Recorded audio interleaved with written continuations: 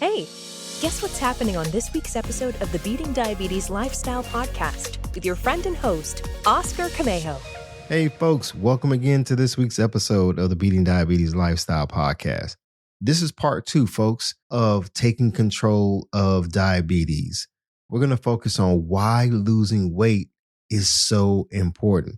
When it comes to body weight, it's a very sensitive topic for a lot of people.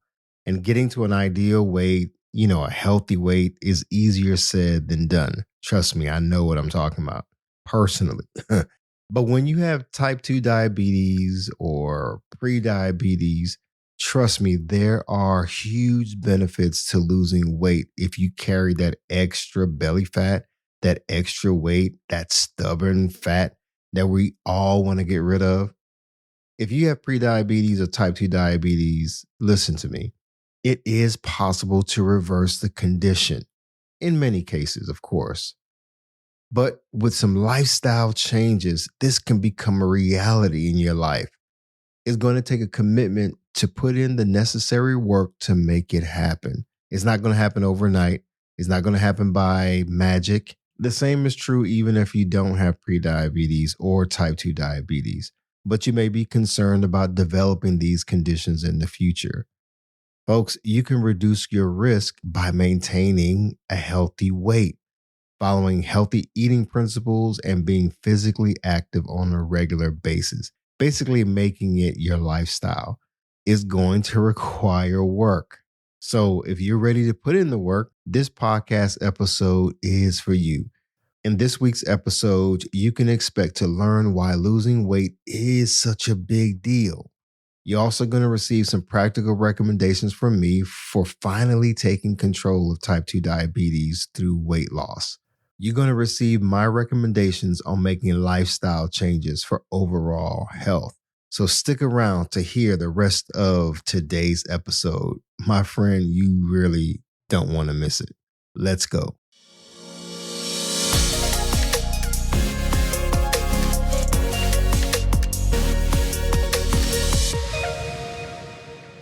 Welcome to the Beating Diabetes Lifestyle Podcast with me, your host, Oscar Camejo, helping diabetics make lifestyle changes to reverse type 2 diabetes. When I was 268 pounds and diagnosed with type 2 diabetes back in August 2020, I had to learn as much as I could about diabetes and how my weight gain contributed to me developing type 2 diabetes. You see, folks, by losing weight, I was able to slowly be weaned off of diabetes medication and eventually reverse type 2 diabetes. I'm not a doctor. I'm not a nutritionist yet. I'm simply a guy who decided to take my health seriously. When I had that diabetes scare, folks, I decided that, enough is enough. I'm going to get this weight off of me. I'm going to learn as much as I can, do whatever it takes to turn my life around. And folks, I was able to lose over 80 pounds and I feel great. I have lots of energy. I get proper sleep now and I just love it. I feel alive. Believe it or not, I used to also deal with high blood pressure and high cholesterol. I used to have to take meds for both of those conditions. You see, I was also at risk of developing heart disease and other serious issues. So listen to me, if you're at risk like I was, I encourage you to aim for reaching a healthy weight in order to benefit your overall health as well. Now keep this in mind. Taking control of diabetes includes controlling blood sugar levels. If your blood sugar level is regularly above normal, then your risk of developing type 2 diabetes increases. Now, before I go any further, I want you to do some homework. I want you to look up the term. You can Google it, go online and just look up this term, insulin resistance, what causes it and how it's related to diabetes. And a lot of this is going to make sense. Once I started learning about insulin resistance and what insulin is supposed to be doing in my body and what my body wasn't doing, things just started to click.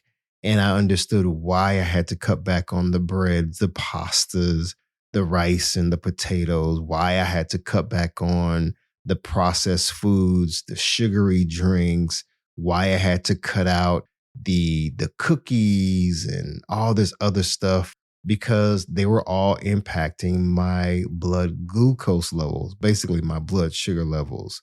And so insulin resistance is that condition that actually led to me developing type 2 diabetes. So research it. I believe that by learning about insulin resistance, your eyes are going to be open. You're going to learn a lot more about what your body's supposed to be doing. When I was coming out of the hospital, I was given some brochures and some printouts talking about type 2 diabetes and how to manage it. And none of that literature talked about reversing type 2 diabetes or sending it into remission. I didn't get any understanding, not any full understanding of even prediabetes. And how did I end up in this situation in the first place? All I know is I had gotten up to 268 pounds. I was overweight. Matter of fact, I was considered obese.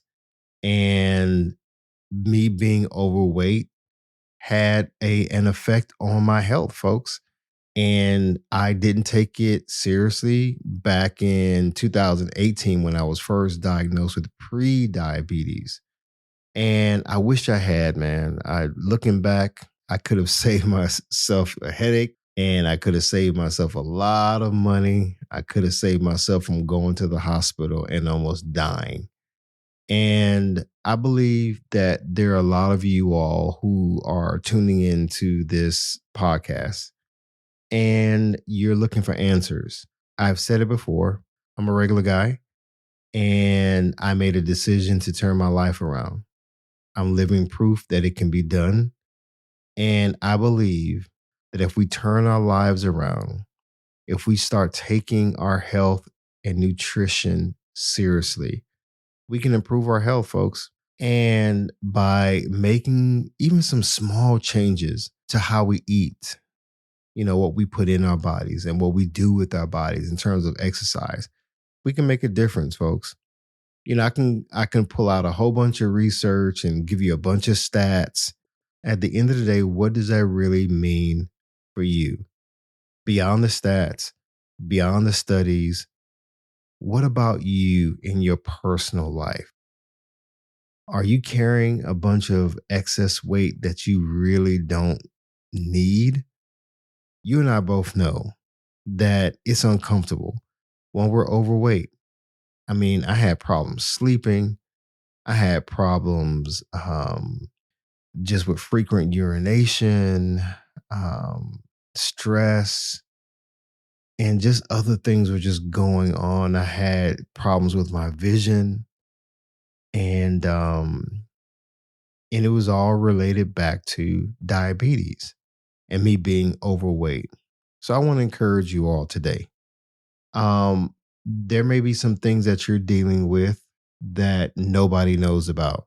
Maybe your loved ones don't even know about, or maybe just a select few. And you're carrying the burden of being overweight, being obese, and dealing with health complications, and you're scared.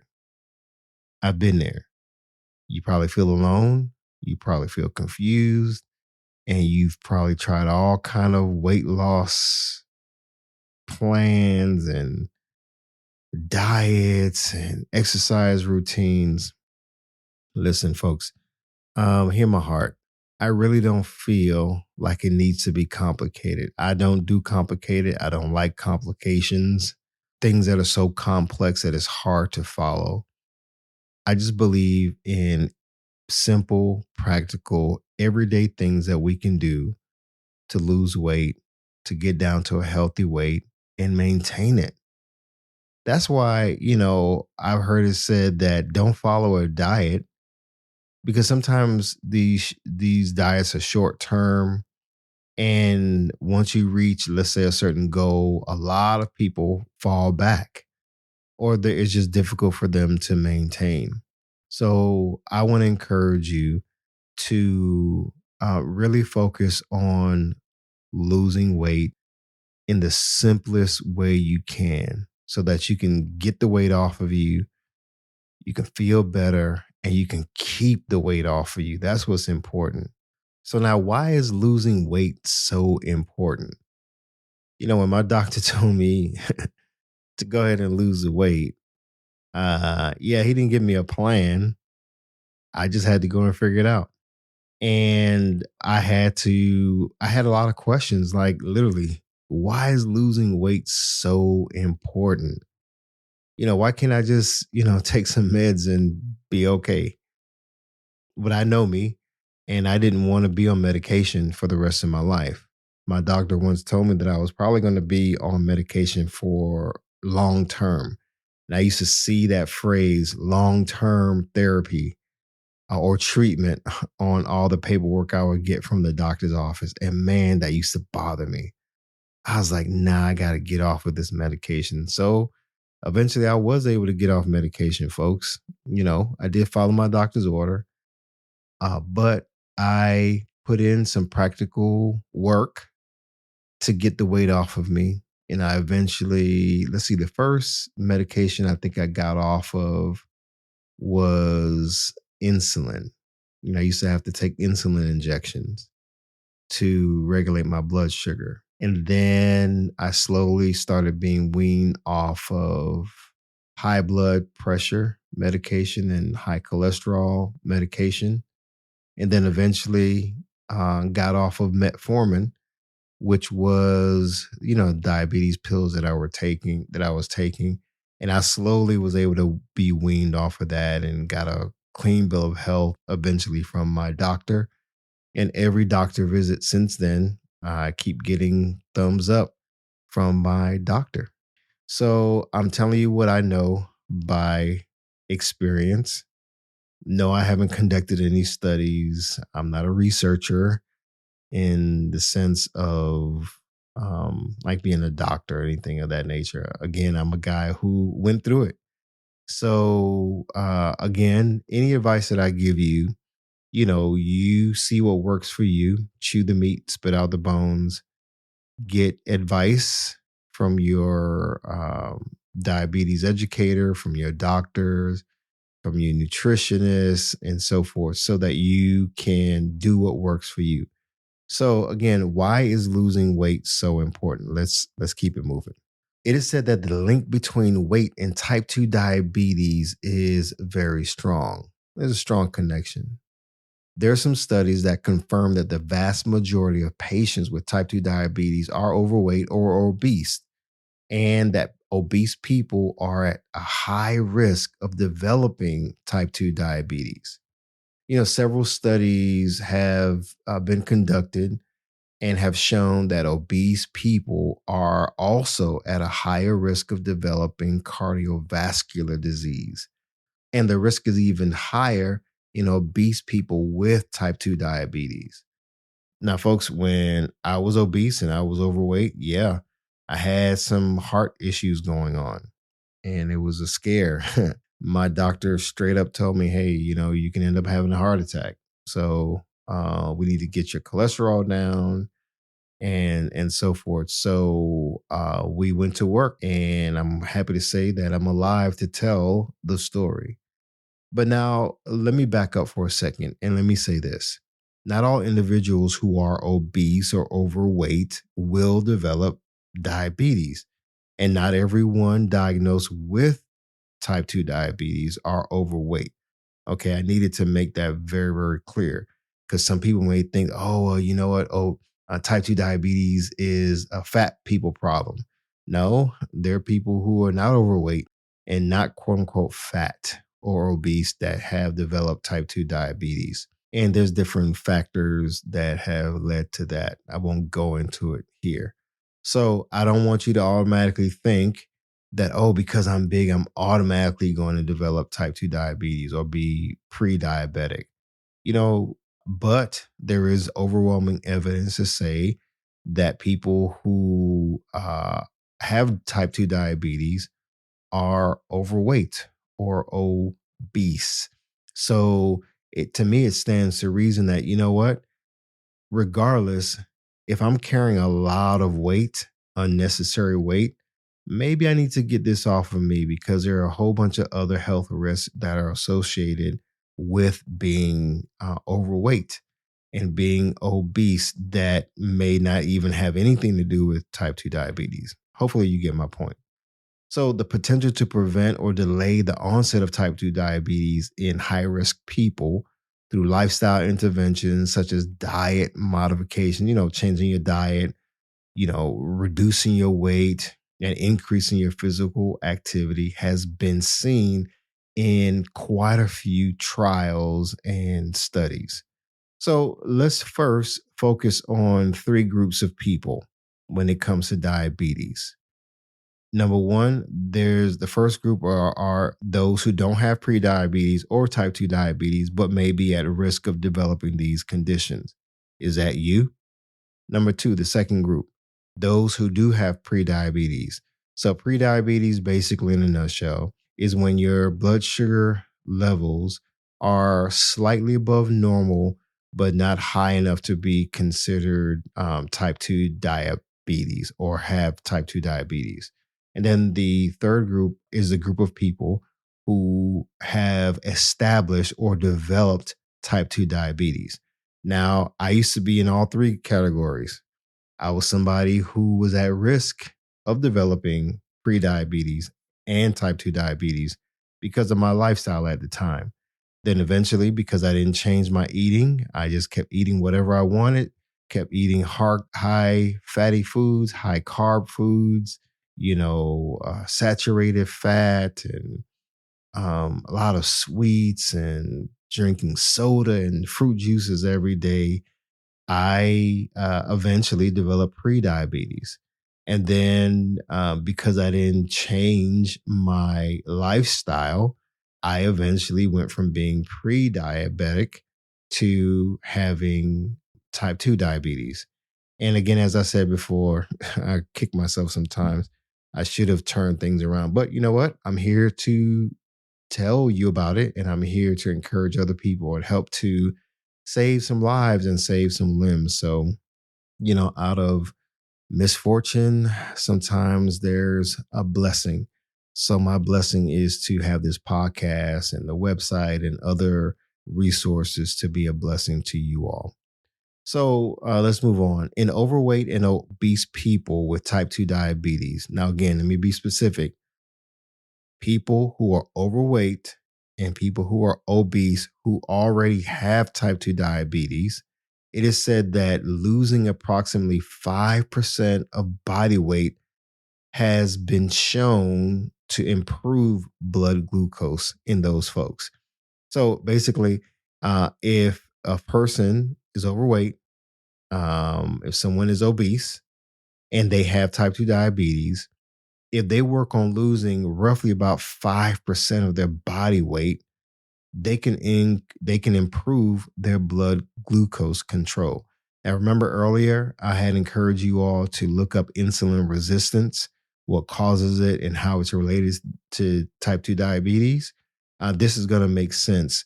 So make sure you go back and do that homework. Okay. So 5%, that doesn't seem like a lot.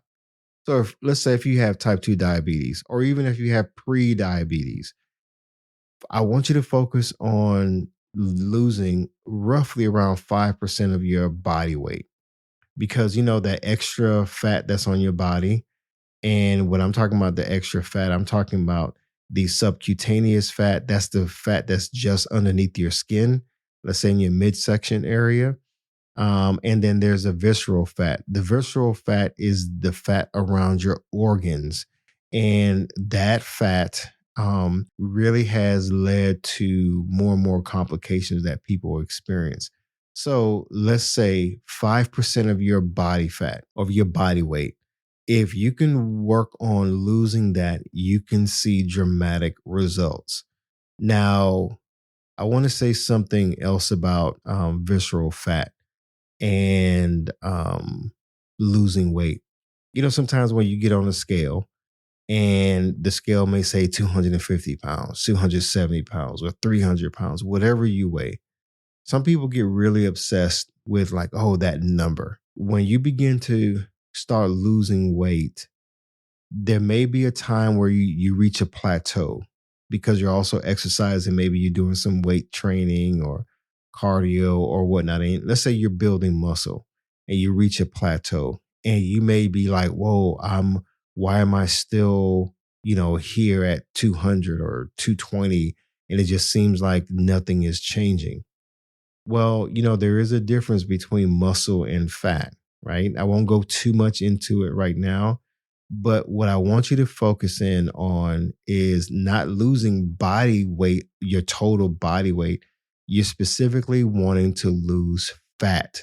Now, that is very important because, again, the excess fat around your organs and the subcutaneous fat underneath your skin can contribute to health risks. So when you are working on, let's say, your new eating lifestyle, you're focusing on, now I want you to focus on eating better foods or eating healthier foods so that you can reduce your body fat.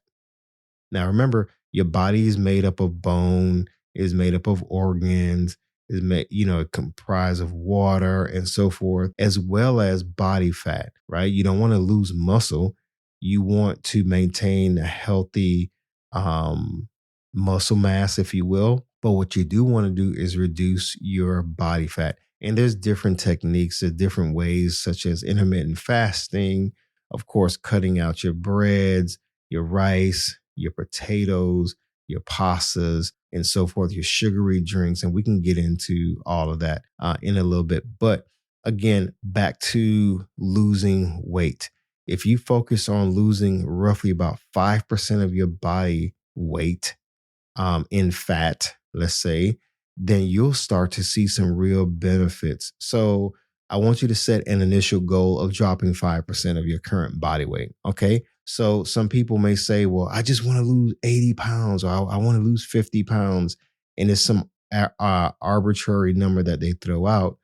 But the road to get there is not going to, the path to get there is not going to be something that you can just take overnight. So I want you to do things in small chunks. So let's start with 5% of your body weight. So if you're currently weighing 250 pounds, 5% would be 12.5 pounds.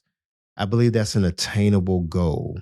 So again, whatever your weight is, I want you to look at losing roughly 5%. Let that be a goal. Let that be a marker to get you going. So that leads into how to begin taking control of diabetes through weight loss. So as I mentioned, focusing on losing at least 5% of body fat. So, okay, how do we begin? How do we do that? So you definitely want to know your body measurements. You want to know your waist size. You want to see, okay, are there signs of having visceral fat around your body or on your body? Well, it is said that if you are a woman and your waist circumference is 35 inches or more, or if you're a man, 40 inches or more, then that is a sign that you have excess visceral fat. Again, that's the fat around your waist. So your midsection, if you will. So the goal is to reduce your waist size and do that by reducing your visceral fat. So there's different ways to measure your inches, your waist. You can do it yourself by getting a tape measure or go to your local gym. They can help you with that. Okay. So again, look at your waist size. You want to know your waist size. You want to know where you started off. I believe my max waist size was like 44 inches, like 44 or 46 at one point. Yeah, it was tough, folks. I can see the signs of me being overweight and obese, definitely in my stomach. My face was like really, really round. My neck size I remember having button down shirts that I could no longer button. It had gotten to a point where I visibly um, was in a place that I know I needed to change. So know your body measurements. Again, not just your weight and how much the scale says, but you want to know what your waist size is. And then you want to start targeting getting beneath 40 inches if you're a man, or 35 inches if you're a woman. So those are some things that are achievable. It's going to take some time, it's going to take some work, but you can do it. If I can, you can too. I'm big on nutrition. And so healthy living, I believe, starts with healthy eating. And healthy eating, that could be different things for different people. And I won't go too much in depth in this podcast. But I will say this: you don't need to follow a specific or special diet to lose weight, to lose that belly fat. Yeah, there are some diet programs that are out there that can help you to get started. They can help you to reach your weight goal. But like I always say, you want to develop a lifestyle, an eating lifestyle, an eating pattern as you take control of your diabetes, because you don't want to go on a diet that's going to be short lived. You want to have a diet that, or an eating pattern, excuse me, that is sustainable, that this is how you live. That's how I live right now. I'm not on a diet. I never did a diet. I didn't count calories. I didn't count carbs. I didn't do any of that. I'm not saying that you shouldn't, but I just wanted to keep it simple. I did an inventory of the stuff that I was eating that I learned was not helping me. And for me, again, that was the rice, the pastas, the potatoes, and the breads. That also included fried foods, sugary drinks like sodas, fruit juices, sports drinks, sweet, things that had artificial sweeteners in it. I just had to get rid of that stuff, folks. And I encourage you to start with the 10 to 14-day challenge. Challenge yourself to cut out the breads, the rice, the pastas, and the potatoes. Cut out the fried foods. Choose more grilled or baked options. Stop eating out as much. Cook more at home. I mean, that was big. I mean, make yourself some smoothies in the morning. Make your own lunch instead of having to go to the fast food place every day. Same thing with dinner. Folks, I used to eat out 3 times a day, every day. You know how much money that was that I was spending? That was crazy. That was loco. Let me move on. So, eating smarter, eating healthier, and being more conscious of the things that you put in your body is going to go a long way. I want you to start eating more leafy green vegetables with every meal. Specifically, your lunch and dinner. A lot of people don't get enough vegetables in their diet. And I'm talking about colorful variety of vegetables. I'm not telling you what specifically to eat. I'm talking about getting some vegetables that you like. Even try some. Come on, expand your territory, expand your palate, as they say. Maybe you don't like broccoli, but you like spinach and you like collards. You may not like kale, but you may try something else. The bottom line is, eat more leafy green vegetables every day. Eat more colorful vegetables. Let's say when you're making dinner, incorporate some different color peppers, not just green peppers. There are red peppers, yellow peppers, and orange peppers. And get some zucchini, get some squash. Um, just think about eating with the variety of colors. Not only are you going to eat less carbs, because that's a big thing when it comes to losing weight, is reducing your carb intake.